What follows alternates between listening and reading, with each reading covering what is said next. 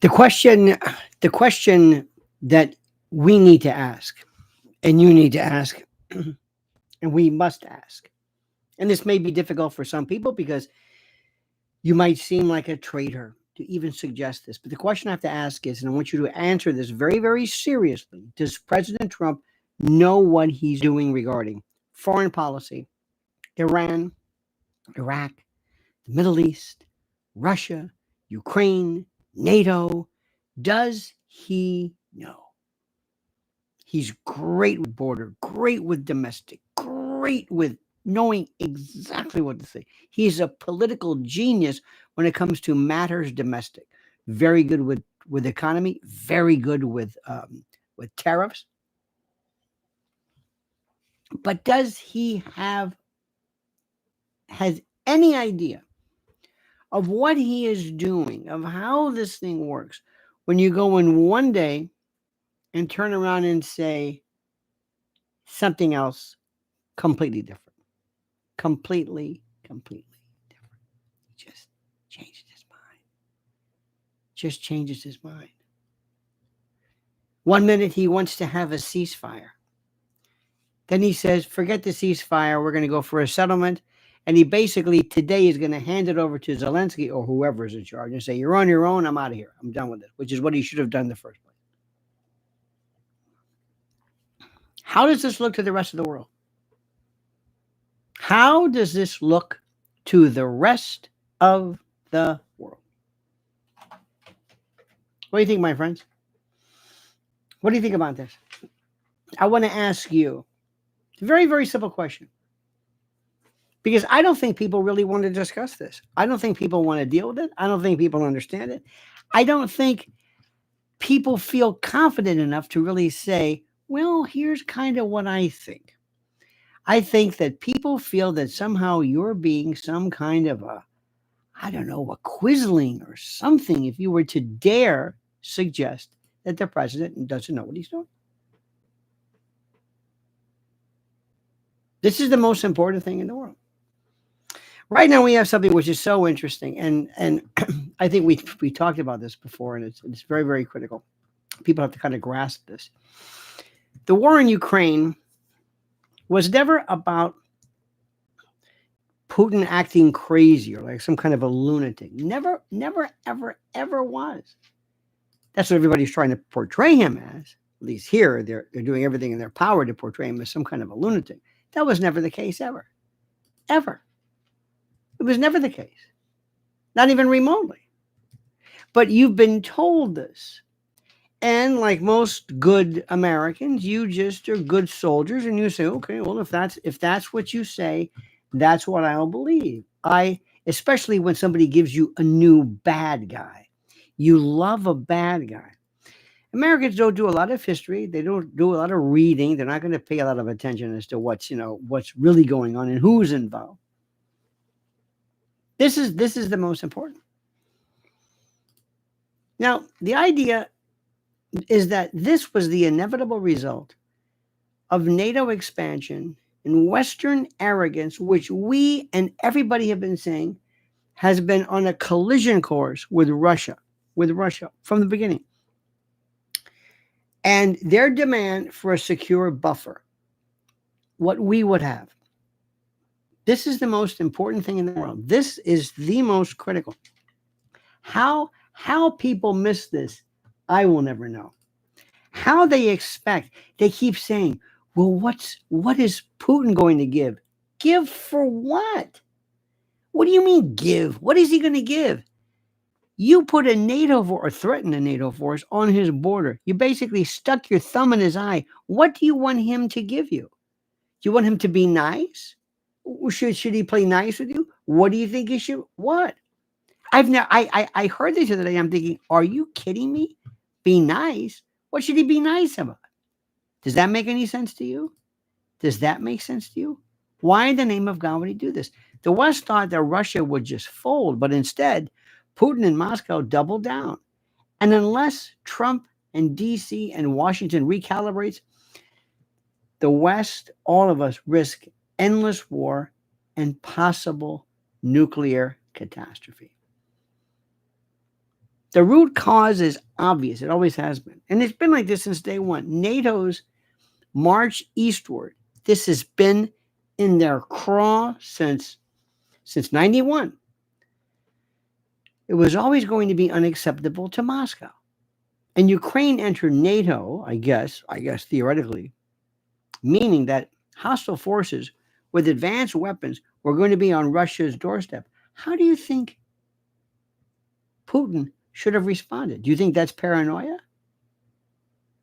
It's basic great power logic. And you've heard this a million times, I'll say it again. Imagine Mexico joining a Chinese-led alliance, building bases across the Rio Grande. Just imagine it. Imagine what that would look like. Imagine that. That's the part which I find so fascinating. And yet, I don't think people, especially the Fox News group and others, really understand what this is about. I don't understand this. And I don't think President Trump knows what he's doing. I think he realizes it. I think he's over his head.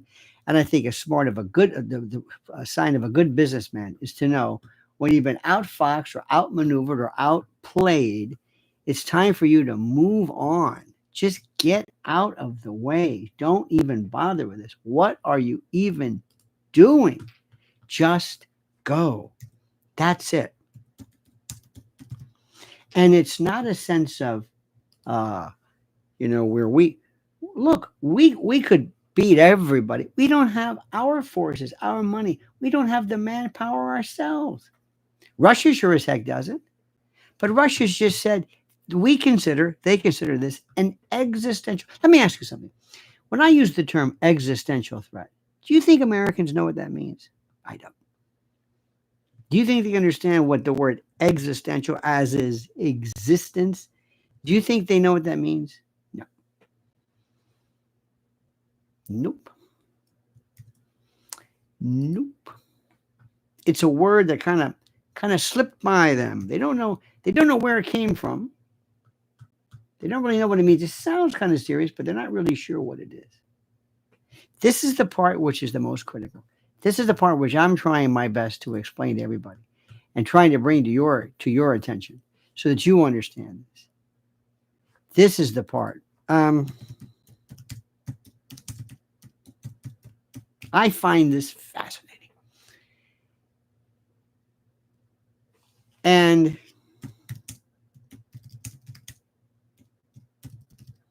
what I also find interesting is that we still have, and maybe you thought about this, maybe not, but we have this almost, I don't even know what the word is, this new sense of, or kind of a rekindled Russophobic nonsense. Why in the name of God? There's this,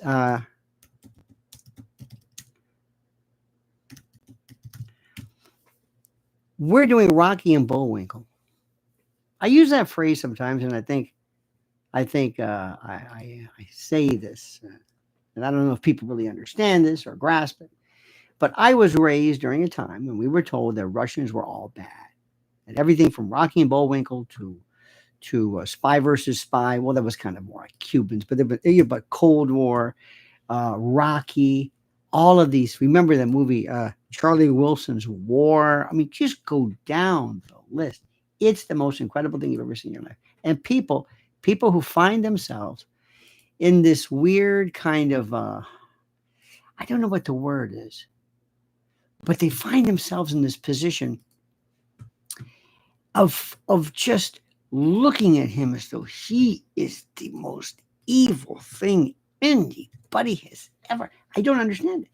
And they take the bait so easily. And it's just incredible. The war in Ukraine is not crazy. It makes sense.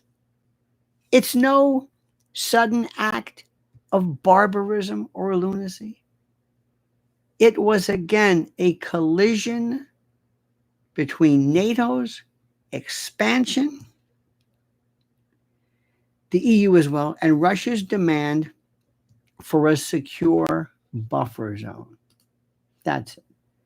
When I tell most people about this, it's so funny. I love discussing it. I mean, I really do. But I can look in people's eyes. They don't know what I'm talking about. It's not because I'm so smart or I know so much. It's that they know really nothing about it. I mean, they really know nothing. When I talk about the demands, I said, what do you think? What is Russia actually asking? What do they want? What's been their demand? They look at me and they say, they have no idea. They have absolutely no idea. They still don't have any idea. We're on the brink of World War, could be III, and they have absolutely no idea what's going on. Isn't that amazing? Now, I'm not even going to mention Israel because that's something that you can forget it. Because I don't think for the longest time, most Americans, we in particular, have been lucky. We've never had any problem. Look, Russia has had, of course, Napoleon, Germany, Hitler, two or three civil wars, a revolution, the fall of the Soviet Union. Do you know what that does to their mentality? What's in the back of their mind? Americans are mostly are very lucky. And most Americans, when you talk about this, you have to find people who really are paying attention. And trying to find people who are paying attention to this is really seriously very hard. I'm sorry to say, but it's true. People nod off. They don't understand. It's not sex. It's not race. It's not. You have to talk about strategy and knowing places and knowing history. Well, America's not into knowing history. What are you talking about? That's not who we are. But this is something which is really important. And Trump today is going to do something that is going to blow their mind. He is going to hand off this to Zelensky. You're on your own, pal. And they're going to make it sound, that's why Brussels is there, EU's there, Starmer there. They're going crazy because they realize, oh my God, because Trump, I think, finally figured it out. It's ridiculous. What are we doing? And Putin's not being. Did you see the other day when they suggested that Putin, when he saw the B-2 or whatever fly over, that Putin was so freaked out? Do you believe this? Do you believe this?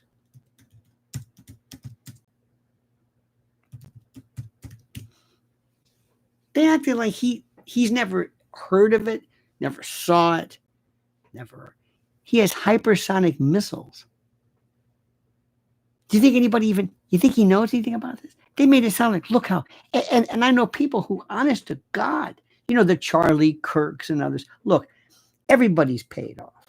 Everybody's paid off by somebody. And you know what I'm talking about. Everybody's paid off. You got to find out where is the money, where are the purse strings, who's your daddy, who's paying you off, who is the paymaster for what you're doing. And once you understand this, you'll be so much better off. Seriously. You'll be so much better off because you'll understand specifically what's happening. And I understand it. Look at first, I don't mean to in any way impugn somebody's suggestion of this because they're being paid off, but you have to. Follow the money. The Ukraine war, which is a collision of geopolitics, miscalculation, the end of illusion, the war in Ukraine is now grinding again through its fourth year. And despite what these people think, it was never a sudden eruption of madness or some,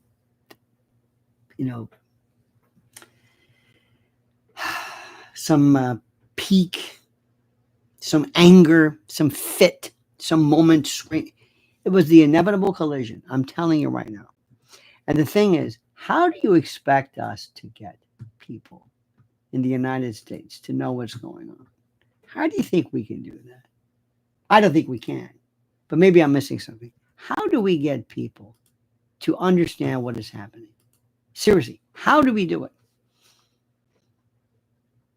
Because most people can't. There's a lot of moving parts here. Now watch what happens today. This is a very scary thing. Israel is paying attention. Bibi's paying attention because what they're doing is they're saying if the United States gets tired of this now, if the United States gets tired and already has been, what's going to happen next? If Trump's numbers, the poll numbers go up, with a sense of exclusion, America first, save our money, keep our people. What does he do next? Then he looks at Israel next. Is that going to happen? Not in a long time. That commitment is already there. The hardest part, like I told you, is to get Americans. See, if Americans cared about this, it'd change everything.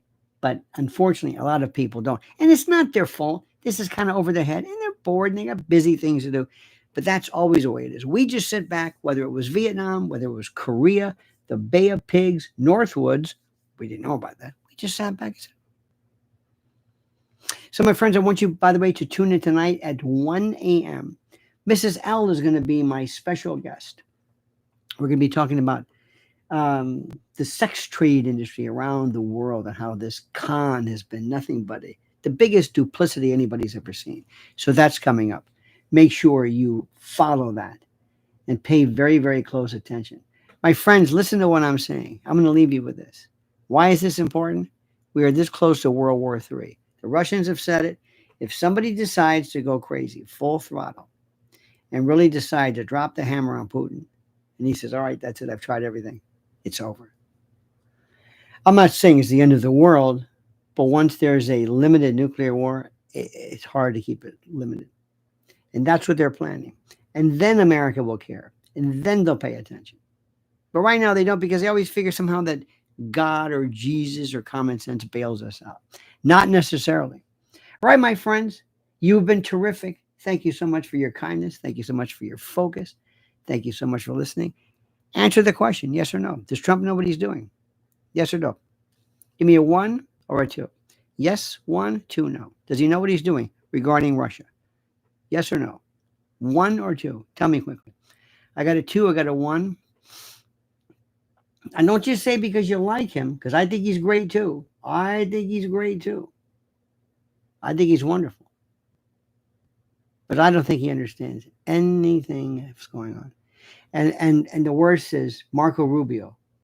It's Lutnick, it's Witkoff. Those are the ones running it. Even Marco Rubio, he's being slapped around. He's basically, what he wants to say is, don't look at me. I'm not in charge. I'm not in charge. That's exactly what's happening. And everybody knows it. Can you imagine him against Lavrov? Come on. And whether you like it or not, Putin handled himself beautifully. Because the way he does it. He's been doing this forever. This is their thing. All right, my friends, that's enough. Have a great and a glorious day. Thanks so much for watching. And until we meet again, my friends, remember, the monkey's dead. The show's over. Sue you. 1 a.m. ABC. Be listening.